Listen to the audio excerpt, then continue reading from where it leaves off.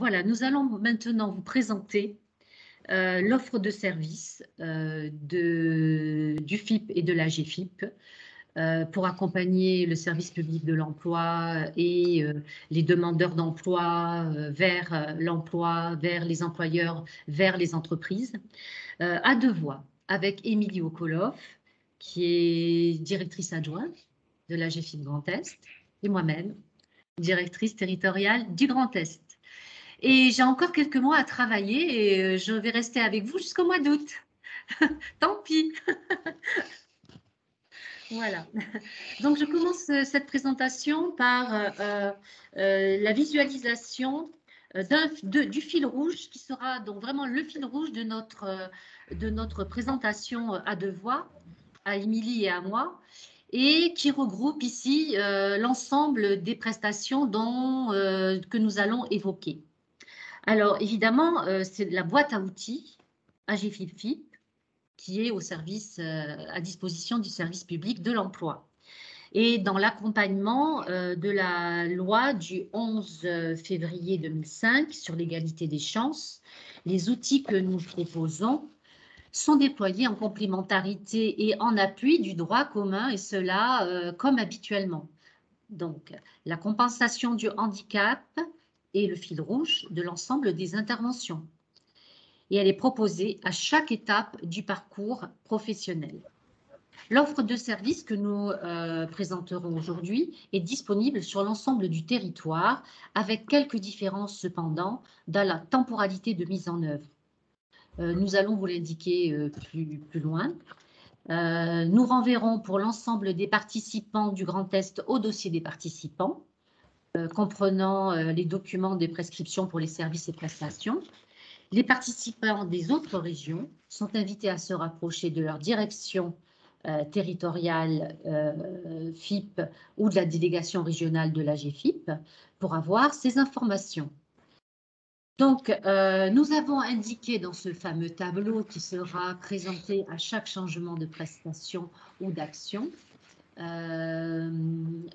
trois colonnes principales, des aides mobilisables en fonction du besoin repéré et de l'étape du parcours auquel elles permettent de répondre. Alors, vous avez ces colonnes qui sont le diagnostic, besoin, élaboration et validation du projet. Bon, pour la première prestation, vous voyez qu'elle coche les trois colonnes. La deuxième colonne, c'est favoriser l'accès à la formation. Donc, certaines ne cochent pas cette colonne, certaines prestations et accompagnement dispositifs ne le cochent pas. Et sécuriser la prise de poste également.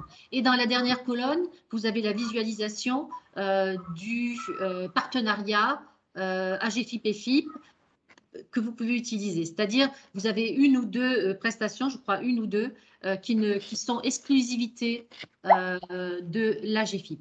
Voilà. Donc, si l'on passe à la première prestation, qui est la prestation d'appui spécifique, voilà, il est vrai que la prestation d'appui spécifique, c'est un appui au travail d'accompagnement du conseiller à l'emploi sans s'y substituer. Elle est proposée pour 6 types de handicap: le handicap visuel, auditif, moteur, mental, psychique et les troubles cognitifs. En définitive, tout le spectre des problématiques de handicap. À retenir, le handicap moteur concerne également les maladies invalidantes. Les troubles cognitifs comprennent les troubles 10. Les traumatismes crâniens, les troubles du spectre auditif. Il est important de souligner que si vous n'êtes pas certain en tant que référent de parcours du type de handicap, vous pouvez tout de même envoyer la fiche au prestataire qui saura vous faire un retour et réorienter, si de besoin, vers le bon interlocuteur. Donc, n'hésitez pas à faire une fiche d'après votre propre analyse, de l'envoyer au prestataire de votre département, de votre région, identifié. Vous avez une liste qui, je crois, est à disposition. Et ensuite, celui-ci pourra la diriger si de besoin. Voilà. Donc, il y a donc une fiche de prestation à envoyer au prestataire de votre territoire, obligatoirement. Merci.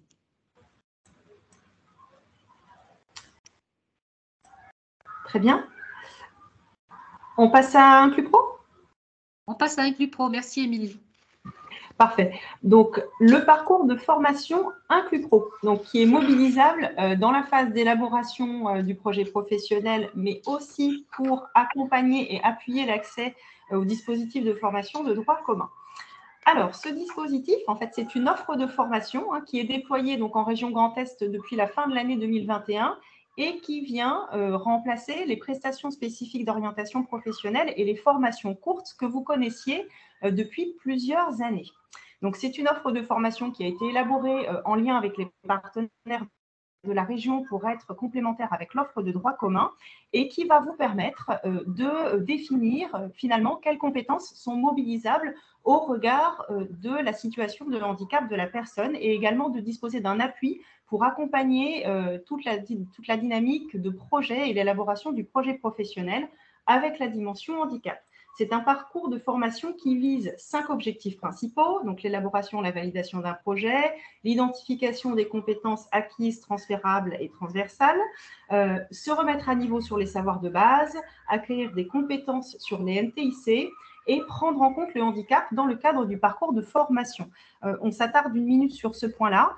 Qu'est-ce que ça veut dire? Eh bien, ça veut dire que la plus-value de ce parcours Inclus Pro, ça va être par exemple de pouvoir accompagner une personne qui se retrouve demandeur d'emploi après avoir été licenciée pour inaptitude, qui va devoir non seulement travailler le deuil de l'ancien métier, mais pouvoir se projeter avec des contre-indications sur l'élaboration d'un nouveau projet professionnel. Et cet aspect-là sera donc un fil rouge dans tout le parcours de formation. Donc, le contenu de ce parcours est modulaire. Il peut aussi intégrer des formations ou des modules de formation qu'on va trouver dans le PRF et toujours, dans la grande majorité des cas, une période de mise en situation en entreprise. C'est un parcours qui est modulaire également dans ses modalités de réalisation, puisqu'il peut être réalisé pour tout ou partie à distance en fonction des contraintes éventuelles de la personne et avec une part variable de temps individuel et collectif, toujours adapté donc aux besoins de la personne. C'est un parcours qui dure un maximum de 300 heures. Alors, pour orienter vers le parcours de formation Inclus Pro, très simple, il y a une fiche de liaison à transmettre aux prestataires de votre territoire. Vous aurez, comme on l'indiquait tout à l'heure, les coordonnées, l'ensemble des coordonnées des documents de prescription. Donc, il est important d'indiquer que ce parcours confère le statut de stagiaire de la formation professionnelle et que donc, selon les conditions antérieures de la personne, peut ouvrir le droit à une rémunération. Il est important également d'indiquer qu'il ouvre droit à un package d'aides qui peuvent être mobilisées en fonction de la situation financière de la personne, notamment une aide au parcours de formation d'un maximum de 600 € qui correspond à des défraiements, ou une aide au parcours classique que vous connaissez déjà puisque vous la prescrivez. Juste préciser qu'il est préférable que ces aides soient mobilisées. Ces aides seront mobilisées directement par l'organisme de formation de manière à faire le point sur les besoins en une seule fois. Alors, petite information sur une temporalité de déploiement qui est un petit peu différente selon les régions, puisqu'à ce stade, et on a des auditeurs aujourd'hui des régions concernées, je l'ai vu tout à l'heure, donc la formation n'est pas encore déployée dans les régions Nouvelle-Aquitaine, Occitanie, Centre-Val de Loire et Normandie. Mais c'est une question de temps. Voilà. Je vais passer maintenant à la présentation de la prestation d'analyse des capacités, toujours dans la phase de diagnostic, élaboration et validation du projet professionnel. Donc, cette prestation est une prestation courte puisqu'elle dure un maximum de 4 heures. et elle intervient à une étape différente puisqu'elle va vous permettre d'avoir confirmation de l'adéquation entre un poste visé et les contre-indications liées aux conséquences du handicap sur ce poste, sur ce secteur d'activité. Elle est donc à mobiliser une fois que vous avez identifié un secteur d'activité, un poste, et qu'il y a besoin d'affiner la compatibilité et de s'assurer finalement que les conditions d'exercice proposées sur le poste de travail sont bien compatibles avec les contre-indications de la personne. Alors, elle ne vient pas se substituer à une visite médicale qui a lieu avec la médecine du travail à l'embauche. Là, c'est seul le médecin du travail est apte à se prononcer sur une aptitude, mais elle intervient en amont, avant le positionnement. Alors, pour mobiliser la prestation, c'est très simple. De nouveau, une fiche de prescription à envoyer aux prestataires de votre territoire. Juste vous indiquer que en Grand Est, la prestation est donc départementalisée. Elle est réalisée sur certains départements par des médecins du travail, sur d'autres par des services médicaux spécialisés, et qu'il y aura le réflexe par ces professionnels de se mettre en lien avec les référents médicaux, on va dire, de ville ou les personnes qui suivent la personne sur le volet médical. Si vous le pouvez, dans la mesure du possible, joignez une fiche de poste à la prescription. Ça permettra aux professionnels en face de se prononcer sur des choses avec le plus de précision possible. Voilà. On va passer maintenant à la prestation d'accompagnement à la création ou à la reprise d'entreprise. J'ai vu qu'il y a une question qui figurait tout à l'heure dans le chat sur ce sujet. Donc, effectivement, nous proposons une prestation complémentaire à ce qui existe dans le droit commun parce que cette prestation comporte un volet d'individualisation conséquent. Cette prestation, elle concerne bien l'ensemble du projet de création ou de reprise d'activité dans tous ses volets, le plan de financement, la faisabilité, l'étude de marché, mais aussi la dimension santé. Alors, vous précisez que les prestataires ne s'occupent pas de sécuriser les prérequis en amont, c'est-à-dire que c'est à vous, référent de parcours, de bien valider le fait que la personne a à la fois les capacités et les connaissances techniques pour s'engager dans son projet de création d'activité. Si vous avez un doute à ce sujet, nous vous invitons à échanger avec les prestataires directement en amont de l'orientation. Ça permettra de bien sécuriser l'amont et ensuite le passage de relais. C'est une prestation qui se prolonge dans le temps puisqu'un accompagnement est proposé jusqu'à 3 ans après la création d'entreprise. Voilà. Donc maintenant, je vais passer le relais à Monica Gouzi pour le dispositif emploi accompagné. Merci. Alors, c'est une prestation, c'est un dispositif, tout à fait spécifique. Le dispositif emploi accompagné a été lancé en 2017 dans le souhait de permettre l'inclusion du plus grand nombre de personnes en situation de handicap. Ce dispositif bénéficie de 3 financements. Financement de l'État fléché ARS, financement AGFIP et financement FIP. Voilà. Donc FIP, bien FIP. Et pas FIP et HFP, ça va beaucoup plus rapidement. Voilà. Donc, ce dispositif, il est basé sur un modèle d'accompagnement renforcé, complémentaire à l'ensemble des dispositifs existants, donc en complément. Il ne peut pas être proposé de but en blanc, quoi. Il faut que les autres accompagnements n'aient pas porté leurs fruits, ou on arrive au bout des accompagnements qui étaient jusqu'ici proposés par la GIFIP et le FIP. Basé à la fois sur un accompagnement médico-social et professionnel.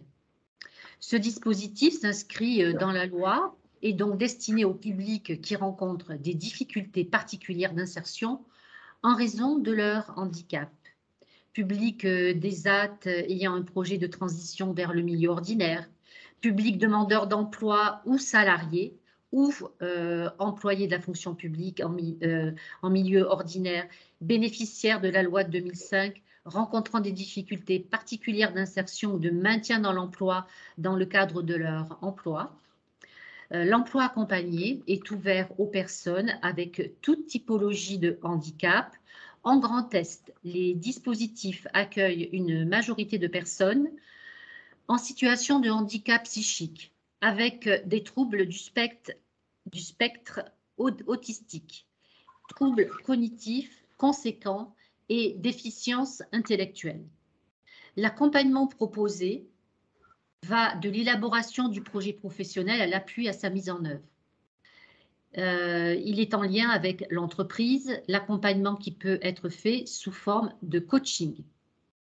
Ce dispositif concerne un petit volume de places. Il est mobilisable par le service public de l'emploi et par les MDPH, Maisons départementales des personnes handicapées, avec une entrée départementale et une organisation toute nouvelle depuis 2022, fin 2021-2022, sous forme de plateforme départementale, après que l'ensemble des solutions existantes aient été envisagées et ou testées. Voilà, donc aujourd'hui, des plateformes départementales de gestion de ces demandes sont en œuvre. En tout cas, dans le Grand Est, certaines sont déjà en fonctionnement, d'autres sont en train de se mettre en place. Comment orienter? Selon les territoires, il existe des fiches de liaison, des commissions validant les modalités d'entrée. L'annuaire des plateformes départementales figure dans le dossier qui sera envoyé aux participants de ce webinaire. Voilà. Donc, prise de contact avec la plateforme départementale via l'annuaire, c'est ce que nous vous préconisons, sachant que je spécifie bien que on ne peut pas envoyer de but en blanc une demande pour entrer en emploi accompagné. Ça va être comment dire, un cheminement vers ce parcours-là et en passant par les étapes de la PASS peut-être ou d'Inclus Pro ou autre qui n'auraient pas porté leurs fruits et donc du coup on avance comme cela. Voilà, merci. Et je passe la parole à Émilie Okoulov pour présenter la ressource handicap formation.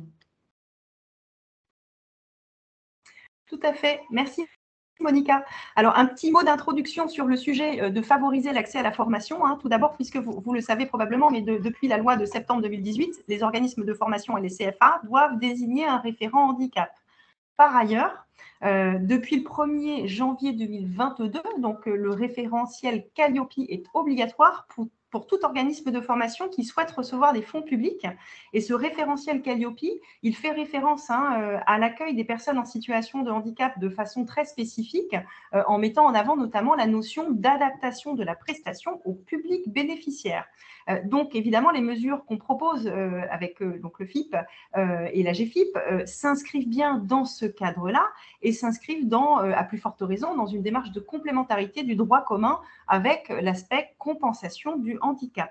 Et par ailleurs, cette démarche autour de la formation professionnelle, elle est nécessairement partenariale et se fait nécessairement en lien avec les acteurs de la région. Il s'agit donc d'une démarche de progrès au service de l'inclusion, mais une démarche de progrès partenariale. Donc, pour parler des dispositifs mobilisables sur le volet formation, je rappelle juste tout à l'heure qu'Inclus Pro aussi permet d'accéder plus facilement à la formation de droit commun parce qu'il peut constituer un marchepied pour s'orienter, ensuite sécuriser les prérequis et s'orienter vers un parcours de formation certifiant ou qualifiant. Alors maintenant, on va voir plus en détail le service de la ressource handicap formation. Alors, le service ressources handicap formation, son objectif, c'est de répondre à la notion d'inclusion dans la formation, dans toutes ses composantes. Son objectif, c'est d'agir pour développer les capacités inclusives des organismes de formation, aider à développer la capacité des référents handicap à proposer des solutions de compensation qui permettent de répondre aux besoins spécifiques des personnes. Alors, vous dire un petit mot, alors là, vous voyez sur le slide que ce n'est pas uniquement la GFIP et le FIP qui figurent. On a la région Grand Est, on a l'État, on a Pôle emploi, on a KEOPS, l'ARML également. C'est vraiment une démarche partenariale. Et vous dire aussi qu'en termes de déploiement, puisqu'on a plusieurs régions régions de France avec nous. Elles se mettent progressivement en place sur chacune des régions, ces ressources handicap formation, avec des priorités et des modalités de déploiement qui sont susceptibles de varier un peu d'un territoire à l'autre, mais en tout état de cause, l'objectif reste bien le même. Il y a différents niveaux de services qu'on ne va pas nécessairement vous détailler. Ce qu'il faut en retenir, c'est que l'idée, c'est de permettre à une personne en situation de handicap de bénéficier des conditions adaptées d'accès et de suivi de sa formation. En parallèle, on va aussi proposer dans ce cadre-là des formations des référents handicap et de l'animation de réseau, mais pour ce volet sécuriser l'entrée en parcours professionnel, c'est bien ce volet-là qui vous intéresse. Alors, par qui peut-elle être sollicitée? Par toute personne demandeur d'emploi, salariée, alternante, par les organismes de formation directement et bien entendu par vous, référent de parcours du service public de l'emploi, qui allez donc orienter vers le partenaire donc de votre territoire. On vous a évidemment mis les contacts, une fiche de liaison à partir du moment où vous avez identifié un risque d'écart entre les possibilités de la personne au regard du handicap et les exigences de la formation. Attention, on ne parle pas là des prérequis en termes de connaissances techniques pour aller suivre un parcours de formation, mais bien de l'écart sur la possibilité ou la situation de handicap. À partir de là, le partenaire de la ressource handicap formation prend le relais dans une logique d'ensemblier pour aller mobiliser les partenaires, les prestations, les aides nécessaires. Voilà ce que nous pouvons vous en dire. Voilà. Alors oui, ce que je dois vous préciser aussi, c'est que idéalement, ce service est mobilisé en amont de l'entrée dans le parcours, mais bien évidemment, ils interviennent aussi une fois que le parcours a commencé. Donc, l'idéal, c'est mobiliser avant le parcours de formation quand on a identifié ces écarts. Ils peuvent aussi intervenir voilà, quand c'est possible voilà, pour pouvoir prendre en compte une situation de formation qui a déjà commencé. Voilà, alors je poursuis la présentation donc sur une autre phase maintenant. Donc on a vu l'élaboration, validation de projet, on a vu la formation. On va voir maintenant la prise de poste. Alors je vais faire très rapide parce que je vois qu'on a déjà éteint notre temps limite. Vous dire tout simplement que la GFIP et le FIP proposent donc une série d'aides à la compensation, donc qui sont mobilisables à toutes les étapes du parcours, aide technique, aide humaine, aide au transport, aménagement de la situation de travail, voilà, que vous pouvez mobiliser à tout moment. On a cependant souhaité, donc sur cette phase importante de prise de fonction pour une personne, vous rendre lisible 4 aides ou mesures qui peuvent vraiment permettre de sécuriser cette phase. La première, c'est l'aide au parcours vers l'emploi. Je pense que vous la connaissez déjà. C'est vraiment une prise en compte de la précarité, d'une situation de précarité financière, c'est-à-dire que si la situation financière de la personne l'empêche concrètement d'aller financer des frais de repas, de transport, de vêtements pour se rendre au travail, eh bien, à partir de ce moment-là, cette aide est mobilisable. Donc, par vous, membre du service public pour l'emploi, sur prescription. J'en profite pour vous rappeler que c'est très important de nous joindre systématiquement une copie de la pièce d'identité de la personne maintenant pour chaque aide que vous sollicitez auprès de la GFIP. C'est un prérequis. Ensuite, il faut penser à la mobilisation possible des prestations d'appui spécifiques pour pouvoir appuyer un collectif de travail, un manager de proximité à s'approprier les besoins de compensation, les points d'attention et les informations importantes qui concernent le handicap de la personne au moment de la prise de poste. J'illustre très simplement comment est-ce que je communique et je travaille avec mon nouveau collègue qui est très malentendant en tant que manager, comment je fais pour l'intégrer dans les réunions d'équipe, etc. La PAS est là pour ça, donc c'est important de penser à cette continuité de mobilisation au moment de l'entrée en poste. On finance également, donc FIP et AGFIP, des aides au tutorat qui permettent à l'entreprise aussi de prendre le temps nécessaire pour gérer tous les aspects relatifs à l'accueil de la personne en situation de handicap avec peut-être un besoin de tutorat renforcé. Voilà, donc ça permet de prendre un temps d'intégration spécifique et de mettre en place cette mesure de tutorat de façon ponctuelle et ou pérenne. Et quatrièmement, l'aménagement du poste de travail, alors qui se fait bien évidemment sur préconisation du médecin du travail, mais qui pour autant, dans le cadre d'une continuité d'accompagnement où on a évalué des besoins de compensation, on les a mis en place en formation, ils vont évidemment continuer à être nécessaires en emploi. Et dans ce cas-là, il sera utile de préciser à l'employeur lors d'une mise en relation que la GFIP et le FIP pourront bien entendu intervenir pour financer l'aménagement de la situation de travail. Un petit rappel sur comment mobiliser nos aides. Donc pour la GFIP, le dépôt de la demande se fait en ligne sur le lien ci-dessous.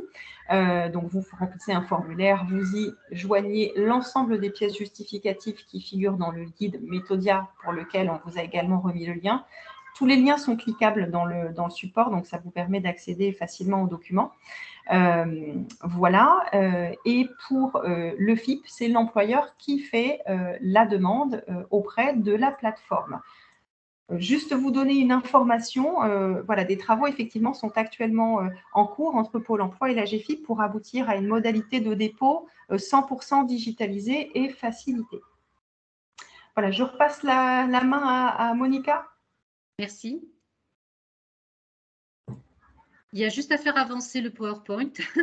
Donc voilà, je voudrais passer maintenant à des informations générales concernant le FIPHFP et notamment des aides qui sont vraiment très importantes dont j'ai évoqué tout à l'heure, effleuré si je puis dire le contenu, c'est-à-dire l'aide à l'apprentissage. Le FIPHFP, le FIP, donne aux employeurs la possibilité de vraiment d'accueillir des apprentis et n'hésitez pas, vous, SPE, à aller en proposer à des employeurs publics parce que clairement, leur coût est de 0.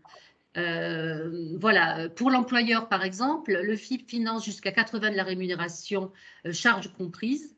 Même s'il dépasse, et comme j'en parlais tout à l'heure, le montant ordinaire de l'accompagnement en apprentissage, le FIP ira, accompagné à 80%. La masse salariale du maître d'apprentissage jusqu'à 20 heures par mois. La formation en complément de l'ANFH et du CNFPT, elle accompagnera l'employeur dans les frais de formation, la compensation du handicap chez l'employeur et en formation, évidemment, avec les équipements nécessaires pour que la personne puisse assurer non seulement ses études, mais son travail dans l'entreprise. L'assurance chômage intégralement prise en charge par l'État et un coût budgétaire proche de 0 du coup. Et pour la personne en situation de handicap, donc comme je l'ai évoqué à plusieurs reprises, pas de limite d'âge. Donc même en reconversion et en deuxième plan de carrière, pourquoi pas l'apprentissage, puisque chez un employeur public, ça peut être envisagé. Une rémunération pour les plus de 26 ans de 1 550 € quand même, avec exonération d'impôt sur le revenu.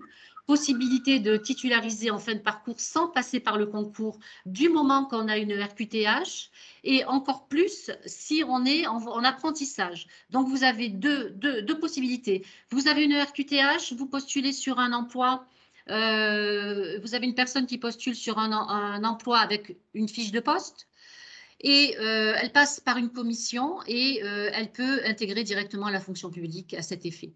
Ou alors, en apprentissage, à la fin de l'apprentissage, elle peut basculer directement sur un emploi de fonctionnaire dans fonction publique. Donc, vous avez les deux possibilités. Alors, un parcours qualitatif, une formation diplômante avec un fort taux d'accès à l'emploi à l'issue, mais malgré tout, si l'employeur ne souhaite pas ou la personne apprentie ne souhaite pas entrer en apprentissage, entrer en travail direct dans le cadre d'une suite de son apprentissage, eh bien, elle aura vraiment eu le pied à l'étrier et ce sera tout bénéfice pour elle. Aide aux frais pédagogiques, voilà, ça c'est 750 € avec facture, voilà, on peut aller jusque-là, 750 € avec facture. Ça peut être pour acheter un ordinateur, de l'outillage, des chaussures, voilà. Et il y a un autre accompagnement dont je voulais vous parler, ce sont les centres de gestion qui sont impliqués fortement dans l'insertion des personnes en situation de handicap dans la fonction publique et qui font les RH des employeurs de 350 agents et moins. Donc, quand même, là, on s'adresse à des PME, si je puis dire, hein, parce que 350 personnes à gérer, ou moins, c'est déjà important. La plupart des centres de gestion ont une convention avec le FIP pour renforcer leur action aux côtés des employeurs et aux côtés du FIP, c'est-à-dire accompagner leurs employeurs dans les prestations et les aides du FIP. Mobilisation des élus, surtout, et les directions sur les questions du handicap, accompagner les collectivités dans l'organisation d'actions de sensibilisation des agents et proposer des candidatures de personnes en situation de handicap. Voilà, et accompagner les employeurs sur la mobilité des aides du FIP. Donc, vous, SPE, prenez contact avec les centres de gestion de vos départements, demandez rendez-vous et vous allez avoir un panel sur leurs besoins en apprentissage et en insertion de personnes en situation de handicap d'ailleurs ou pas, mais moi je parle pour le handicap, sur les collectivités qu'ils ont sous gestion, leurs adhérents. Voilà. Ensuite, je passe la parole à Émilie pour le module pro de la GIFIP. Merci Monica. Alors effectivement, ce sujet a été évoqué tout à l'heure par Monsieur Sibert, le sujet de la professionnalisation du haut handicap. Donc, vous informez que la GIFIP et ses partenaires proposent des modules de professionnalisation justement sur le sujet du handicap, que cette offre de formation des modules pro de la GIFIP est déployée dans l'ensemble des régions. Voilà, alors parfois elle s'adosse à des programmes déployés par des acteurs publics tels que les conseils régionaux ou les CARIF au rêve, où elles s'inscrivent dans des campagnes de sensibilisation qui réunissent plusieurs partenaires du service public de l'emploi notamment. Mais en tout cas, vous trouverez sur chaque territoire régional une offre de formation spécifique au handicap qui sera proposée par la GIFIP et ses partenaires. Donc, en ce qui concerne la délégation régionale Grand Est, on a un programme de formation qui est déployé dans le cadre de la formation des acteurs du SPRO en partenariat avec le Conseil régional qui comporte 14 modules et qui est accessible donc via les liens qu'on a fait figurer dans le slide. Vous avez le descriptif, vous avez les dates des sessions proposées. Donc, voilà ce qu'on peut vous dire et vous dire évidemment que ces offres de formation sont adaptées à l'entreprise, sont adaptées en fait par cible d'acteurs et besoin d'acteurs, donc entreprises, services publics de l'emploi, organismes de formation et CFA. Voilà, donc n'hésitez pas à aller consulter ces liens. Merci. Avant de passer à la conclusion peut-être que vous vouliez, avant de passer à la conclusion, même si nous sommes un petit peu en retard, on a eu plusieurs, Madame Kouloff, nous avons eu plusieurs questions autour d'Inclus Pro. Se pose la question du statut, de la rémunération, notamment lorsque les personnes, il y a une différence entre les personnes qui ont encore des droits ouverts à l'ARE et celles qui sont arrivées en fait droit.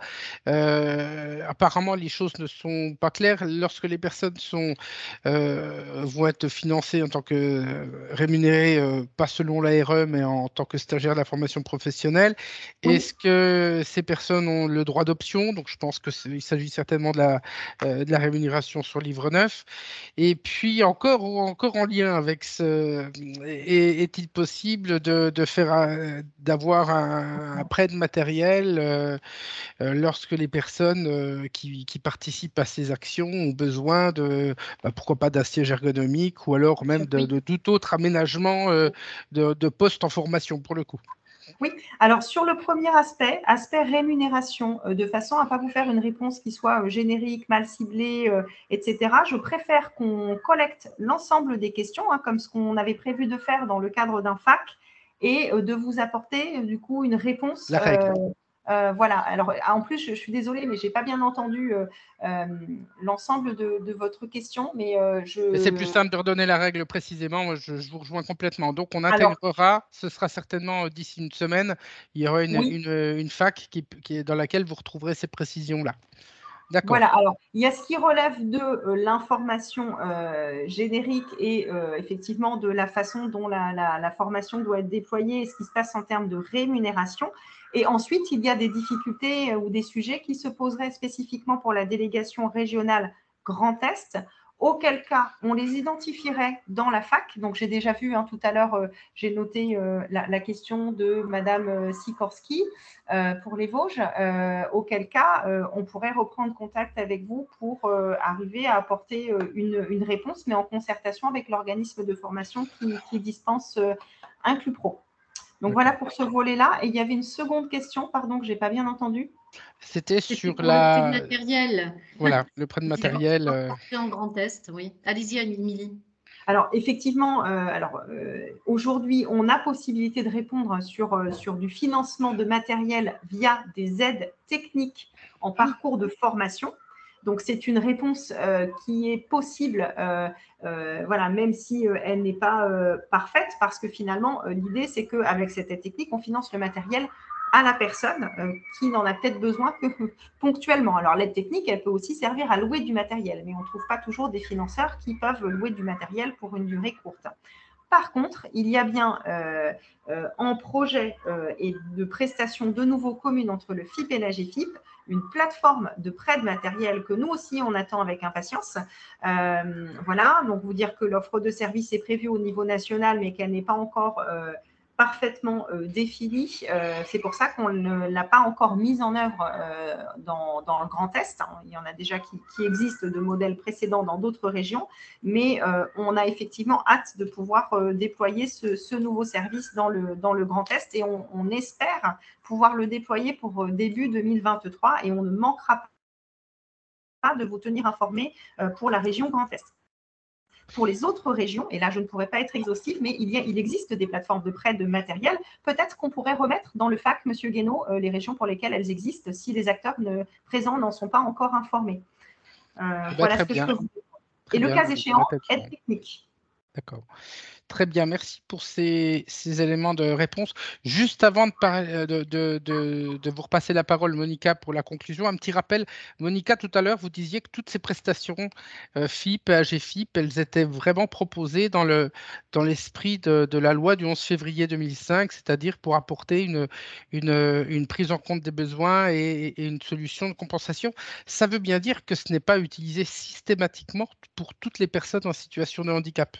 Hein, l'idée, c'est que les personnes en situation de handicap qui ont capacité à construire leur projet professionnel, à aller en formation, aller à l'emploi, et qui n'ont pas besoin de dispositifs spécifiques, puissent aller sur vos dispositifs de droit commun. Et que par contre, quand il y a besoin, soit que le dispositif de droit commun ait un appui, on pourrait y penser par exemple au PASS, soit avoir des dispositifs spécifiques qui prennent complètement en compte le handicap dans tout leur processus de travail, et bien là il s'agit des prestations qu'on a évoquées ensemble. Hein. C'était juste pour conclure, bien d'avoir ça en tête, parce que si les uns les autres, vous mobilisiez systématiquement les prestations qui ont été proposées pour tous les demandeurs d'emploi en situation de handicap, bien rapidement, on serait en difficulté pour pouvoir répondre à la demande, parce qu'on n'a pas le volume. Donc l'idée, c'est d'utiliser les besoins vraiment adapté aux besoins. On est dans une démarche inclusive. Voilà. Après cette petite remarque, Monica, je vous laisse clôturer cette rencontre. Je vous remercie Stéphane. Eh bien, je vous remercie tous. Et je pense sincèrement que nous sommes ensemble en train de donner une nouvelle dynamique à l'emploi des personnes en situation de handicap. Avec 80% des handicaps invisibles, chaque conseiller à l'emploi doit se sentir concerné par cette approche inclusive. Ainsi, nous tous, en notre niveau et suivant nos qualités, amenant notre pierre à l'édifice d'une maison construite doucement, j'en conviens, depuis la loi de 2005 créant le FIP, mais même avant 1987 pour la GFIP, mais pour autant en posant des bases solides et solidaires qui s'installent durablement et de manière inclusive de nos jours. Alors, au-delà des personnes en situation de handicap, j'ai la conviction que le déploiement de l'accompagnement inclusif sera finalement utile à tous, demandeurs d'emploi fragilisés, qu'ils soient en situation de handicap ou pas. C'est donc sur ce message d'espoir que je remercie chacun pour sa participation à ce webinaire organisé par le FIP et je clôture cette rencontre en vous remerciant tous pour votre participation ainsi que votre présence. Merci à tous.